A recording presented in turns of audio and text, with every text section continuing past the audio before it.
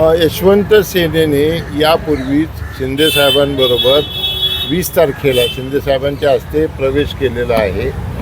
महाराष्ट्रामध्ये यशवंत सेनेचं प्रचंड नेटवर्क आहे आणि त्यांनी शिंदेसाहेबांच्या नेतृत्वाखाली काम करण्याचा आणि शिंदेसाहेबांच्या महाराष्ट्रातल्या सगळ्या उमेदवारांना पाठिंबा देण्याचा मोठा निर्णय घेतलेला आहे. सन्माननीय गडदेसाहेब सरसेनापती आहेत, कोकरेसाहेब आमचे जिल्हा प्रमुख आहेत यशवंत सेनेचे आणि या शहरामध्ये यशवंत सेनेचे त्यांच्या समाजाचा हजारो रेसिडेंट आहेत, राहणारे लोक आहेत आणि त्यांच्यापर्यंत हा मेसेज जावा की शिंदे सेनेचे जे 111 उमेदवार उभे आहेत त्या सगळ्यांना पाठिंबा देण्यासाठी आणि त्या लोकांपर्यंत हा मेसेज पोचवण्यासाठी ते या ठिकाणी उपस्थित राहिलेले आहेत. हे आपल्याला बाईट देतीलच. यशवंत सेनेचं काम अनेक वर्षापासून या महाराष्ट्रामध्ये समाजासाठी खूप प्रभावीपणे चाललेलं आहे आणि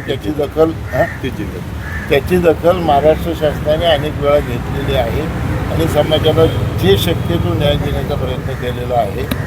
त्यांचे जे काही शिल्लक प्रश्न आहेत ते सोडवण्याचं आश्वासन किंवा वचन माननीय शिंदेसाहेब यांनी त्यांना दिलेलं आहे.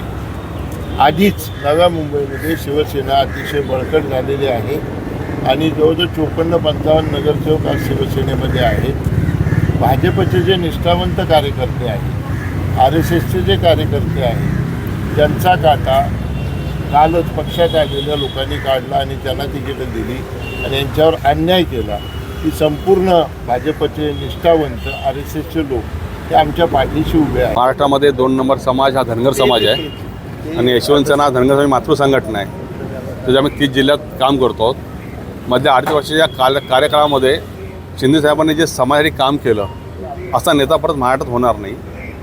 कारण मी आता माझ्या आयुष्यात जे बघितलं, वसंतराव पाटील बघितले, यशवंतराव चव्हाण बघितले, शरद पवार बघितले, पण त्यांच्यापेक्षा पुढं जाऊन लोकांमध्ये पळणारा, लोकांचे प्रश्न समजणारा आणि जागेवर निर्णय घेणारं व्यक्तिमत्व म्हणजे एकनाथ शिंदेसाहेब आहेत.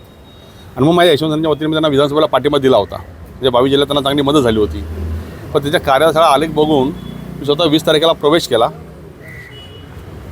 यशवंत सेनेच्या माध्यमातून माझा धनगर समाज ज्या ज्या ठिकाणी आहे ते आम्ही यशवंत शिवसेनेमागे उभं करतो.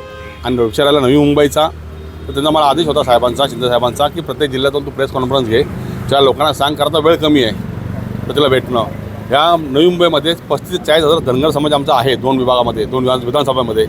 तर आमच्या समाजाचा पाठिंबा आणि शिवसेनेच्या चिन्हावर जे लोक उभे आहेत त्यांना भरघोस मतदान निवडून द्यायचं आम्ही इथं आज प्रश्न दिलेला आहे आणि त्यासाठी मी इथं आलो होतो.